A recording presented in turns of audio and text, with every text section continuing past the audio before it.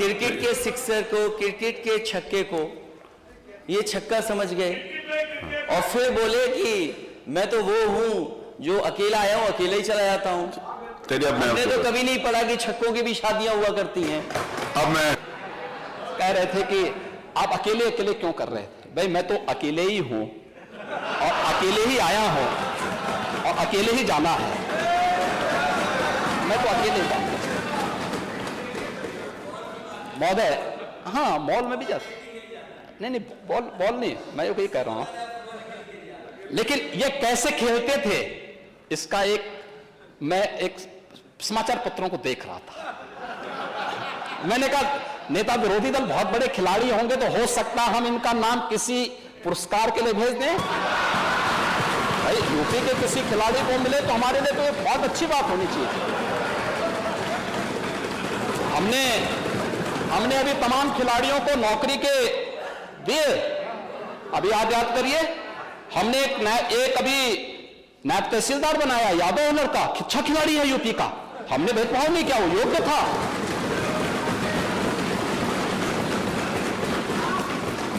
हमने ललित उपाध्याय को दिया, ओलंपिक में मेडल जीते थे। हमने डिप्टी एसपी बनाया है। सैकड़ों नौजवानों को जो खेल में हमने उनके लिए नौकरी के द्वार खोले हैं। तो मैंने कहा हो सकता है कि राजीव गांधी खेल रत्न पुरस्कार जो दिया जाता था, जो आज हमारी सरकार ने, डबल इंजन सरकार ने जिसे मेजर ध्यानचंद पुरस्कार के रूप में घोषित किया है, तो यूपी के भी किसी व्यक्ति का नाम डालें। और मैं तो ये मानूंगा कि भाई मेरे पूर्ववर्ती सीएम का नाम अगर उसमें आ जाए तो अच्छी बात होगी। तो मैंने कहा देखो अच्छे खिलाड़ी हैं लगता है। तो देखिए क्या आया था दृश्य। महोदय मैं थोड़ा इसको पढ़ लेता हूं और फिर देखिए उसमें औरों के कोटेशन नहीं है। कोटेशन मैं आपके सामने ही पढ़ूंगा। देखिए इसमें था कि सीएम के आते ही बरसे रन, ठीक है। 12वें ओवर में सीएम का शॉट सीधे कप्तान आलोक रंजन के हाथ में चिपक गया। ये क्रिकेट खेल रहे हैं, पहली बॉल में कैच आउट हो रहे हैं, लेकिन वहां से कह दिया जाता है कि ये तो नो बॉल है। और अगर वह ये छक्का मारते ना तो कहते रहे छक्का मार दिया, तो ये ऐसे ही छक्के हैं। समाजवादी पार्टी उस दिन जिन्ना की आरती उतार रहा था।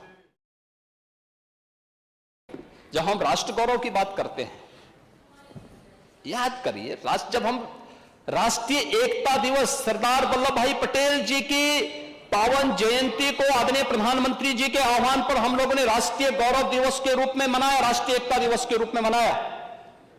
हम सब उस अभियान के साथ जुड़े थे। तब समाजवादी पार्टी जिन्ना का महिमा मंडन कर रही थी। यानी इनको पता ही नहीं।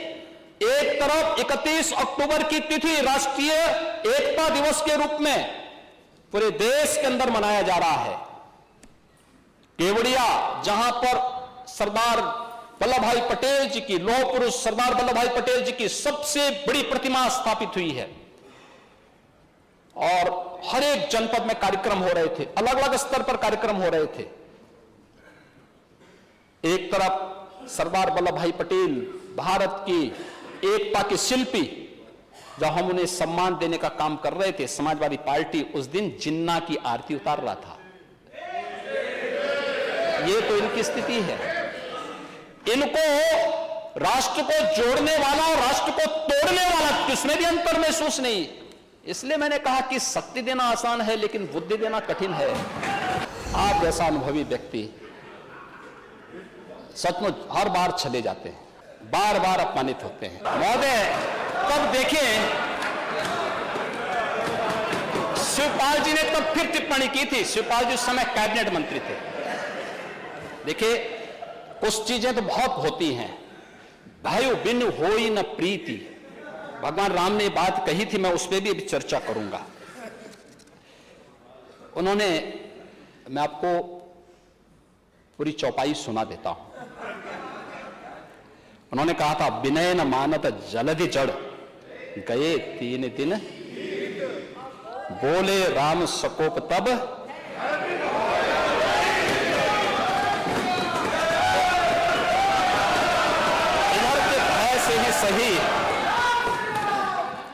इधर के ही भय से सही, लेकिन कम से कम काका श्री को सम्मान मिलना प्रारंभ हो गया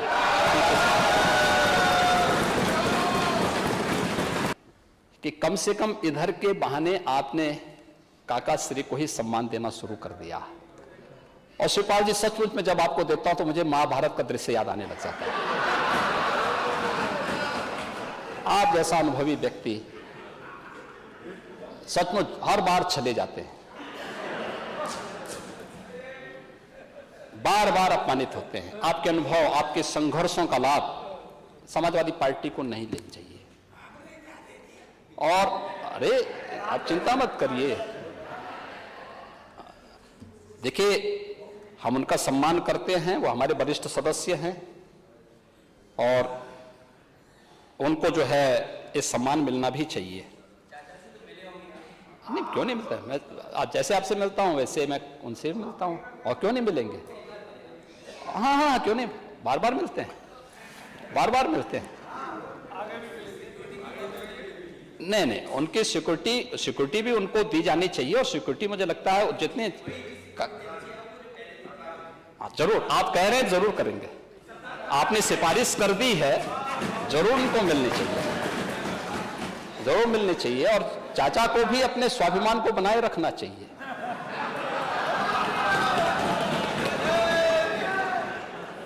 अब चाचा नहीं, चाचा के पूरे समूह को बुला लेंगे, हैं? लेकिन देखिए, चाचा को रहना अकेले ही है। अगर किसी और के साथ हुआ होता, किसी अन्य मत और मजहब के साथ हुआ होता तो क्या होता? तो उस समय समाजवादी पार्टी ने अपने यहां से फिर एक नया शगुफा छोड़ने का प्रयास किया। और वह था मध्यकाल के एक बहुत प्रसिद्ध धार्मिक ग्रंथ को लेकर के, श्री रामचरितमानस को लेकर के, तुलसीदास जी को लेकर के। महोदय, संत तुलसीदास जी ने जिस कालखंड में रामचरितमानस की रचना की थी,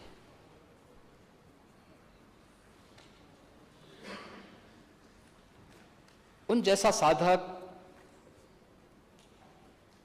और संत को उस समय की सत्ता का बुलावा आया था। अकबर ने उनको बुलाया था। तुलसीदास जी ने तो एक ही बात उनको कह दी थी कि हम चाकर रघुवीर के पठ्यो लिखो दरबार, तुलसी अब का होई गे नर के मन सबदार। बहुत अच्छा संदेश दे दिया था उन्होंने।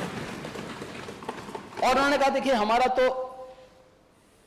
एक ही राजा है, वो राम है, बाकी राम के अलावा मैं किसी को राजा नहीं मानता। आज भी रामलीलाओं का जो प्रचलन है, संत तुलसीदास जी की देन है, समाज को एकजुट करने के लिए। मध्यकाल के उस कालखंड में तुलसीदास जी ने पूरे समाज को एकजुट किया था रामलीलाओं के माध्यम से। और तुलसीदास जी ने उस समय कहा था, बोलो राजा रामचंद्र की। ये तुलसीदास जी की देन है। लेकिन तुलसीदास जी को और रामचरितमानस जिस प्रकार से कुछ लोगों ने फाड़ने का प्रयास किया, ये जो कृत्य हो रहे हैं, ये जो कृत्य हो रहे हैं, अगर किसी और के साथ हुआ होता, किसी अन्य मत और मजहब के साथ हुआ होता तो क्या होता? क्या स्थिति होती? यानी आप जिसकी मर्जी आए वो हिंदुओं का अपमान कर ले, जिसकी मर्जी आए वह शरारत कर ले, अपने अनुसार शास्त्रों की विवेचना कर ले। आप पूरे समाज को अपमानित करना चाहते हैं? यह चौपाई है कहां पे? अगर आप रामचरितमानस के सुंदर कांड में जाएंगे तो सुंदर कांड में ये प्रसंग तब आता है जब भगवान राम 3 दिन तक समुद्र से लंका में जाने के लिए रास्ता मांगते हैं और रास्ता नहीं मिला।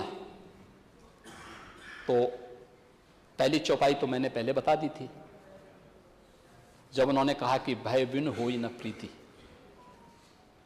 और तब जब लक्ष्मण जी धनुष और बाण लेकर के राम जी के पास जाते हैं और भगवान राम को देते हैं और भगवान राम तीर का संधान करके फिर समुद्र को चेतावनी दे करके आगे की कार्रवाई करते हैं, तब समुद्र खड़ा होता है और भगवान राम के सामने फिर कहता है, महोदय ये वही पंक्ति है, प्रभु भल कीन मोई सिक दिन ही मर्यादा पुनि तुम्हारे कीन है, ढोल गंवार सूत्र पशुरानी सकल ताड़न के अधिकारी। अब ये सीख से है, शिक्षा से है। तो मैंने शुरू में इसी बात को कहा ना, विरासत में नहीं मिलती। मैं समाजवादी पार्टी से ही कहना चाहता हूं कि आखिर आप इसके नाम पर, जिस पर उत्तर प्रदेश को गौरव की अनुभूति होनी चाहिए कि राम की धरती है, कृष्ण की धरती है, गंगा यमुना की धरती है, संगम की धरती है,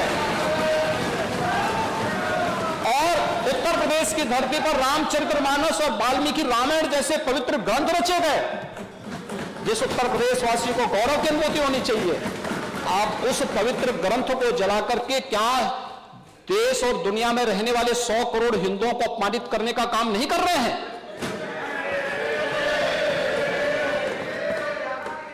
और इस प्रकार की अराजकता को कैसे कोई स्वीकार कर सकता है? कैसे कोई स्वीकार कर सकता है? और इसलिए महोदय मुझे तो केवल एक पंक्ति याद आती है, जाके प्रभु दारुण दिखती ना ताके मती। विरासत में तो नहीं मिली थी, लेकिन जो बचा कुचा था वो भी स्वाहा। और अटल जी ने इस संबंध में बहुत अच्छी बात कही थी। वह कहा था उन्होंने, हिंदू तनमन हिंदू जीवन, रग रग हिंदू मेरा परिचय। कहते काबा उत्तर प्रदेश में, अरे बाबा बा ना, उस नहीं तो हमको है। ये उत्तर प्रदेश की प्रोग्रेस है। और महोदय इस प्रोग्रेस से लोग इस प्रोग्रेस में सहभागी नहीं बनना चाहते, इस प्रोग्रेस को प्रोत्साहित करने का हिस्सा नहीं बनना चाहते, इसलिए उस पर टिप्पणी करते हैं, बार बार टिप्पणी करते हैं। और उत्तर प्रदेश को आज भी देश के अंदर उसके परसेप्शन को बिगाड़ने के लिए कोई कोर कसर नहीं छोड़ते, किसी भी स्तर पर, चाहे किसी भी स्तर पर करते हैं। लेकिन मैं कह सकता हूं इस बात को, कहते हैं काबा उत्तर प्रदेश में, अरे बाबा बा ना, उस नहीं तो हमको है।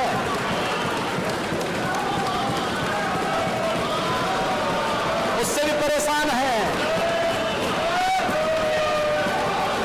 परेशानी तो हर व्यक्ति की समझी जा सकती है। इस माफिया को मिट्टी में मिला देंगे, सरकार को समझे। जो ये अपराधी हैं, जो ये माफिया हैं, आखिर ये पाले किसके द्वारा गए हैं?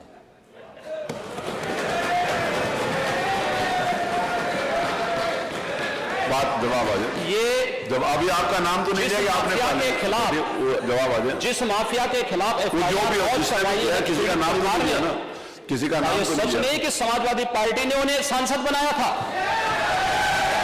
सच नहीं है। आप अपराधियों को पालेंगे, प्रदेश पार्टी जिस किसी भी पार्टी का रहा हो, क्या चाहिए क्या अपराधी नहीं था, किस पार्टी का था, किस पार्टी का था, आप सारे अपराधियों को पालेंगे, उनको माल्यार्पण करेंगे और उसके बाद तमाशा बनाते हैं आप लोग। एक तरफ अपराधियों को प्रश्रय देंगे उन्हें गले का हार बनाएंगे और दूसरी तरफ फिर दोषारोपण भी करेंगे। मैं उन्हीं पे आ रहा हूं, मैं उन्हीं पे आ रहा हूं, उन्हीं बातों पे चर्चा करने के लिए आ रहा हूं। हमारी पार्टी में आप बताइए किस पार्टी का सदस्य है, क्योंकि बहुजन समाज पार्टी से आपकी दोस्ती है इसलिए बहुजन समाज पार्टी का नाम नहीं ले रहे आप। हम भी उन्हीं बातों पे कह रहे हैं। क्या यह सच नहीं कि जिस अतीक अहमद के खिलाफ पीड़ित परिवारों ने मुकदमा दर्ज कराया उसके परिवार के खिलाफ, वह समाजवादी पार्टी के द्वारा पोषित माफिया है और उसकी कमर को तोड़ने